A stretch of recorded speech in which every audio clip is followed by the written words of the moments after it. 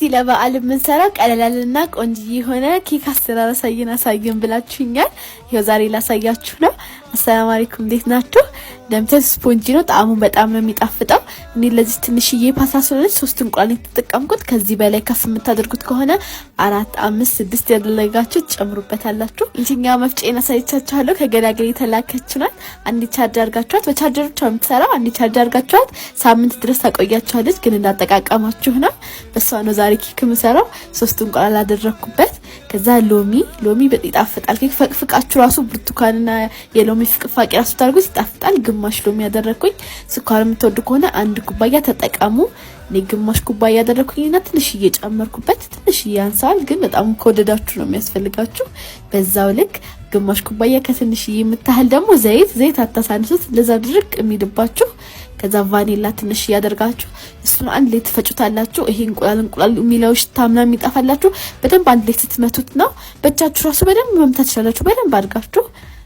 ከዛ ወተት ለብ አድርጋችሁ ትንሽ ይለባል አይደለ? የጡጦ የህፃን ማህን ታክለው የሷን ያህል 2 ኩባያ ወተት ነው ያደረኩበት። ከዛ እሷን ላይ ተደርሰላችሁ። እዚህ ጋር ሞልቶብኝ ቀስ ያደረኩኝ ነበር ሳዳርሰኝ ነው። እንቺኛው መንፈይን አይነ በልታችሁብኝ ነው መሰለኝ ተሰባብሮ አገኘኋት። ብዙ ጊዜ ለኬክም ለኩኪስም ስትጠቀሙ ዱቄት መንፋት አለባችሁ። ለስለስ እንዲልና ቆንጆ እንዲሆን ያደርግላችኋል። 2 ኩባያ ከግማሽ 3 ኩባያ የሚያህል ዱቄት አደረኩኝ። 2 ሾርባ ማንኪያ ሞላ ያለ ቤኪንግ ፓውደር፣ ከዛ ትንሽዬ ጨው አድርጋችሁ እሱን ትነፉታላችሁ።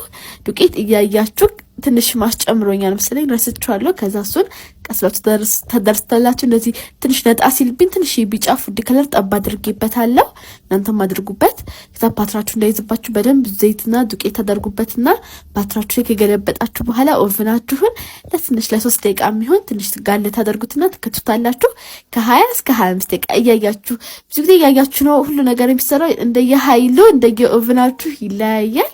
እያያችሁ አጠገቡ ሆናችሁ ደግሞ ብዙ ጊዜ ኩፍ ብሎ የሚመለስባችሁ ከታችሁት ገና ሊጥነቱ ምናምን ኩፍ ማለቱን ተሳቱ ይከፈታችሁ። አየር ስታስገቡበት ይተነፍስባችኋል። ኩፍ ያለው ራሱ እዚህ ከፈታችሁ አትዩ። በደንብ ሽታ ሲሸታችሁ የከፈታችሁ እዩት። ለላዩ ላይ ደግሞ እኔ እንዲያጣብቅልኝ ብቻ ነው ኮኮናቱን፣ ስኳር፣ ውሃ፣ ሎሚ አድርጌ ቀረፋ አድርጌ ትንሽ አፍጭ ቀባሁት። ከላይ ኮኮናት ነሰነስኩበት።